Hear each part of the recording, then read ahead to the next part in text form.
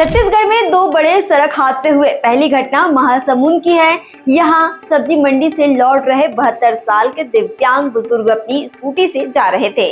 तभी तेज रफ्तार oil tanker ने उन्हें टक्कर मार दी और करीब 16 फीट तक घसीटता चला गया। टैंकर पुल से टकरा कर रुका, लेकिन बुजुर्ग की मौके पे ही मौत हो गई। लोगों ने ड्राइवर को पकड़कर पुलिस के हवाले कर दिया। दूसरी घटना बिलासपुर के मस्तूरी की है। यहाँ दो बाइकों में आमने सामने भिड़त हो गई। टक्कर इतनी जबरदस्त थी कि एक युवक की मौके पे ही मौत हो गई और दूसरा बुरी तरीके से घायल हो गया।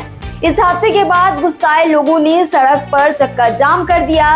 इस दौरान पुलिस अफसरों ने लोगों को समझाइश दी और उन्हें शांत कराया।